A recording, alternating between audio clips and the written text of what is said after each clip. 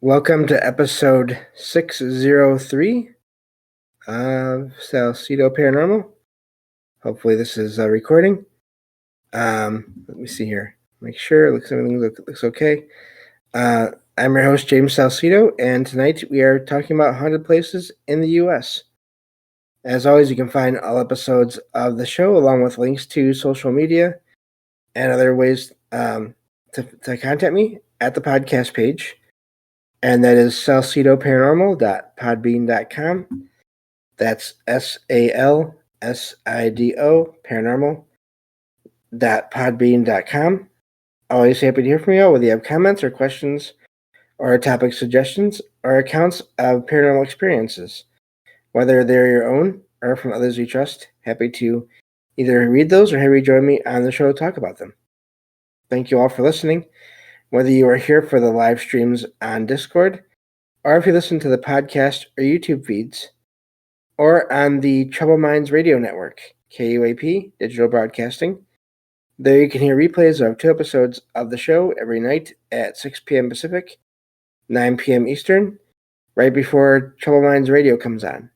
And as always, I want to thank Michael Strange, host of Troubled Minds Radio, for having me on the network and putting all my shows up there. As always, if you'd like to support the show, there are different ways to do that. You can either share the show with others and or make a review on your favorite podcast platform. You can also find books I've written over on Amazon, paranormal fiction, nonfiction. You can sign up for the Patreon page, where as of this week, you'll be getting 2 extra episodes of the show every week of true paranormal stories from the web. You can also just send in one-time donations through PayPal. Support is never expected, but always appreciated, as there are expenses in making these shows, from equipment to research materials to travel expenses in some cases. So we're getting back into haunted places in the U.S. Can't remember if I said that at the start of the show here. And we're still in Arkansas. And so yeah, getting to these articles that I found online. And I'm going to sort of read bits and pieces of them and summarize them. I will include them in the episode description, so you can check them out yourselves, because there are pictures and other links to other sort of related things or other haunted places. In some articles, they talk about other places, and so definitely want to give you all that information to check out on your own.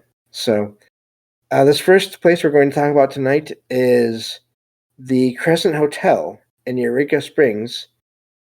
That's in Arkansas. It was built in 1886, and it's said to be haunted by several spirits, including a young woman who fell from the balcony and a man in a hat who appears in the lobby. This first article is from onlyinyourstate.com, and the title reads, "There's a chilling reason why this Arkansas hotel is the most terrifying." And it's came out in 2018. Now, like I always say with all these articles and these places, please check out the current information on these locations before you try to go visit them. Don't rely on whatever I share in these articles for that information, because things can change over time. Places can be get new owners, be renovated, be closed down, and then reopened for different reasons. So always, if you're interested in these places that I talk about in these shows, that is great. Just please check into when it is okay and to investigate them or look into them, and safely and with permission and everything. So just always like to put that out there, because I don't believe trespassing is a good thing to do for a lot of reasons. So going back to this article here, once I find my spot again. Okay, so this is in a hotel in Arkansas. It's let's see, it was It's known as America's Most Haunted Hotel. Of course, there are plenty of other hotels that would probably say the same thing. This is in Eureka Springs, and for the first 15 years of the Crescent's opening, it had it was very grand and well decorated. The hotel operated as a resort, catering to the wealthy. Carriage set, which carriage, that's horse and carriage, that kind of thing here. 1800s we're talking. Before the whole invention of the automobile. Says that during the off season, because there's warm and cooler seasons there, the it was also, the hotel was the Crescent College and Conservatory for young women until the Great Depression forced basically the hotel and the college to close. We opened in 1937, and but that's when things started to sort of go wrong there. And that evil, it says in the article here, was a doctor, in quotation marks, Norman Baker. The Crescent opened at that point as the Baker Hospital, headed by this man who claimed he could cure cancer. So, and I've heard about this before. I've heard about this location before. Many people there died there because of his experiments, and of course, bodies were disposed in the third floor morgue. Some people claim to have seen Baker himself, sometimes in the basement and other times in the at the bottom of the first floor stairs. He's said to be wearing the uniform, his staple outfit, it says here, a white suit, purple shirt, and and he's also said to be looking very confused, which I wonder if that's connected to sort of after he passed, he was confused and stayed there, or if that's a residual thing. I don't know. Says that different patients that never left the place can be seen moving around the halls and their former rooms. After 11 p.m., which is the time when the hospital moved the deceased to the morgue, says that you can sometimes find a nurse dressed in white. She appears on the third floor hallway, accompanied by the sounds of an old gurney, and she vanishes at the end of the hallway. So,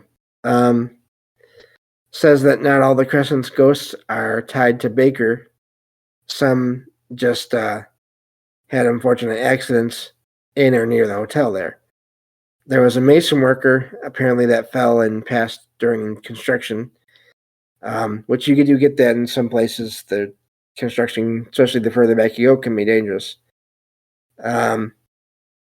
There's an apparition of a little girl that can be seen playing in the halls. There's also a ghost, the ghost of a cat and a different dog, and so a cat and a dog there in the room in the hotel as well.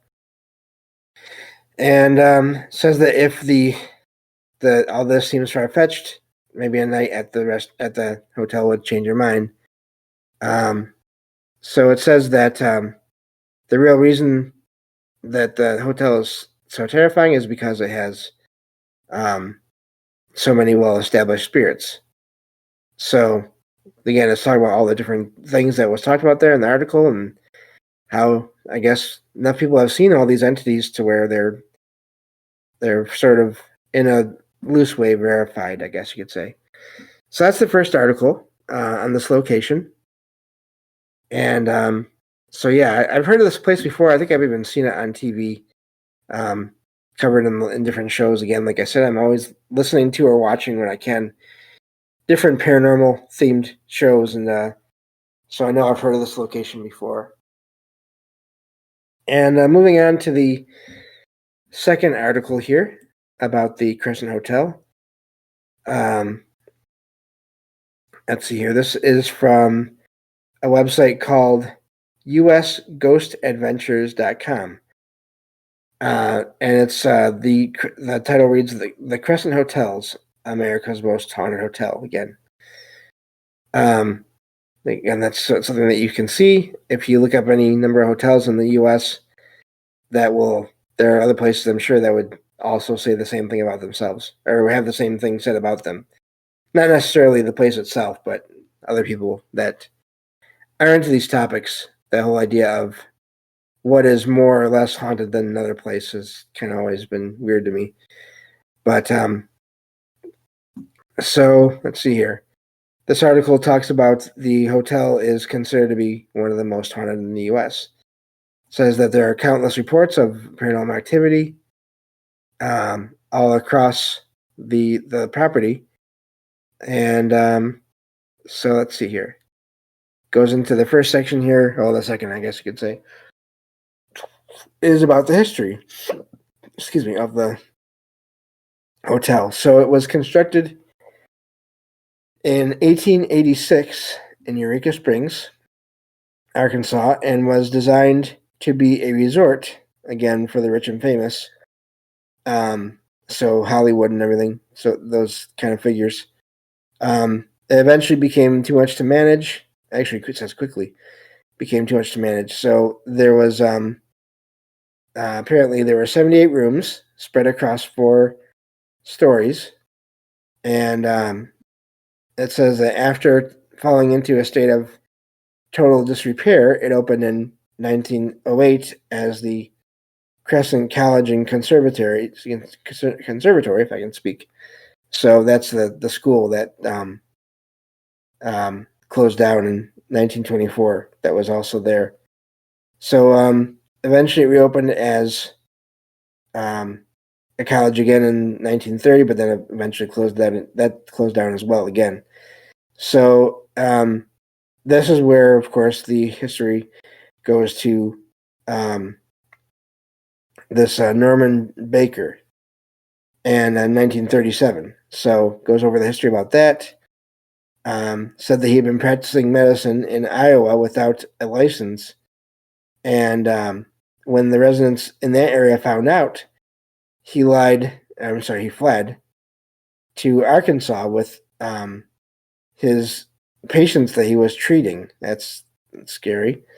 He advertised this Crescent as a new health resort, and of course, claiming that the mineral water from the area could cure cancer and other things, apparently. It says the law finally caught up with him when federal charges were filed in 1940 against him for mail fraud. So it says he spent 4 years in prison, leaving the Crescent alone and ownerless until 1946, when it was bought by John R. Constantine, Herbert Byfield, and Herbert Shutter, and Dwight Nichols. And they wanted to restore the hotel and bring back the stars and basically the starlets of Hollywood to the area to stay there again. So, but it says their dream did not come true. As on March 15th, 1967, the hotel was nearly burned down. Says that after the fire and nearly 30 years later, the hotel was purchased again for close to $1.5 million, and it received a huge restoration and renovation, and it was listed on the National Register of Historic Places in 2016. And so that's basically the bit about the history there. Says that the hotel has an archive of the history located on the property on the 4th floor, so you can check out there that way. The other thing that is, I found this neat because you'll see why in a second here. Says a truly unique aspect of the hotel. There are several cats that are mainstay of the location now, apparently, or at least as of when this article came out.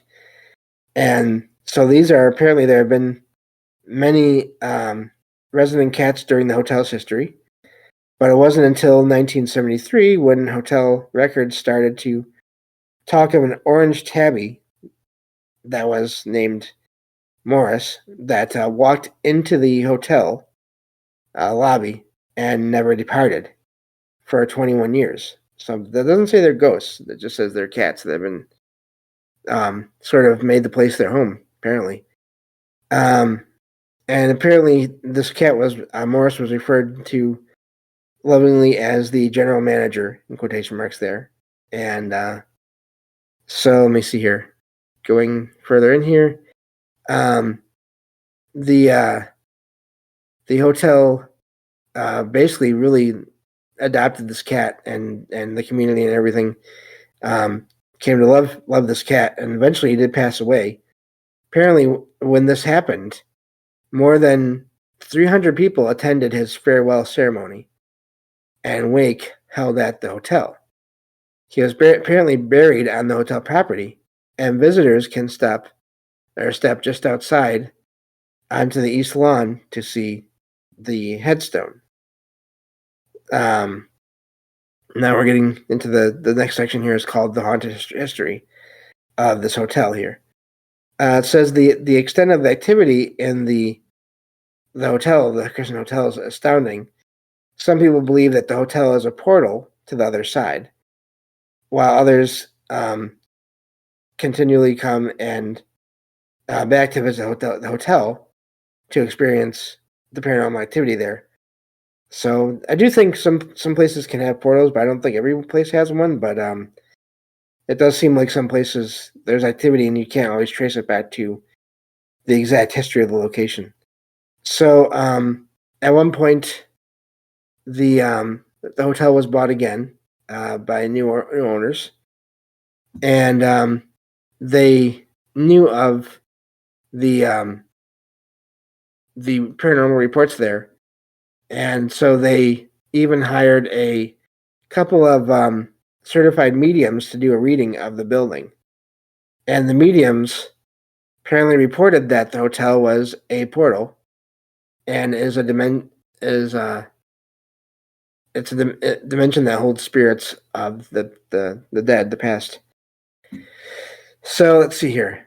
And going further into the article here, apparently these mediums reported the article asks why the medium said this, and it says many people believe that it is due to Norman Baker and the patients that he, quotation marks there, treated. As it says above here in the article and previous article, with his lack of medical training and there was countless patients that died under his care, again in quotation marks there. And so now getting to the actual reports of activity here, it says that to name just a few of the hauntings that happen there, they've even put this together so it has a list here of all these things that have been reported there. In room 218, there's a spirit of an Irish stonemason who's said to stay there, and he's the one that in the first article mentioned fell and died during construction. There is a former patient there that is named Theodora that is reported to be seen there as well, trying to find her keys outside of room 419, as well as tidying up the rooms for guests when they leave for the day. So I'm wondering if that means that guests find their rooms sort of cleaned up, but then my only problem with that is, don't they have cleaning staff? But I don't know. Says that there's a couple that are named Richard and Mary Breckenridge that passed away in the hotel due to complications from appendicitis. And apparently that family is seen throughout the hotel as well, including their child, who apparently died at one point as well, which is sad. There's Dr. John Fremont Ellis, who was the hotel's in-house doctor, actual doctor, when it first opened. It is also seen in his former office, which is now room 212. And apparently his cherry pipe tobacco smoke is one of the first signs that he is nearby. So there's also the reports now. This is what I was wondering, because this doesn't surprise me much.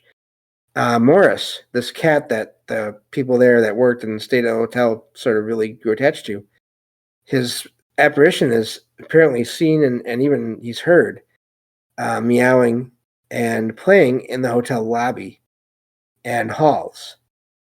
Apparently, people that go there that are guests who don't know about Morris will report a loose cat to the front desk, and that's when they're sort of informed about the history of this cat. So, says there's evidence. It says many ghost researchers and investigators believe that limestone has a special ability to absorb and release electromagnetic and psychic energies. And there's an area nearby called Crescent Mountain. Actually, it's the hillside that the hotel is built on. It is made up mostly of limestone, and you get this in other locations as well. And I don't know if that can be stated as a fact that does cause activity, but it does seem to be present in a lot of active sites, so it is possible. It says the massive 18-inch thick stones used for the construction of the Crescent Hotel are made of limestone as well. So, let me see here. There's apparently a mystery at the hotel there. It says there's a frequent event that happens on the third floor where the hotel connects to an annex that was used during the hotel's time as a hospital. And this area is said to be where the portal is located. Many guests report faintness, passing out, temperature changes at the location with no known explanation. And so yeah, that's another odd thing about that as well. So there's talks about strange archaeological finds. Says there's been an uptick in activity at the hotel since the discovery of hundreds of bakers, glass bottles labeled secret formula, which who knows what that was, as well as jars containing medical specimens that had been surgically removed from former patients. And again, this is not a doctor. This is a guy that said he was a doctor. That's from what I've been able to read anyway. It says that this has basically created a makeshift graveyard in the site. And so there's a figure that has been seen recently roaming around this area for this former morgue. And there have been an increase in an increase in report of activity there. So that is odd. I wonder if that sort of discovery of these things, whether no matter what the intentions were of finding them, I mean, I'm hoping that they were, I don't know what you would do with all that, if you just bury it again or what you would do. But maybe the timing is odd. I wonder if that's Baker himself. Hard to say for sure because it's just an apparition that's seen and not even clearly enough to have details. It's just a dark figure. So who knows? And of course, this is an article that is sort of supposed to be scary and all those things. So who knows how much of that is accurate. But anyway, that's all the time we have for today. Thank you all for listening. And I'll talk to you all in the next episode of Salsidoparanormal. Take care.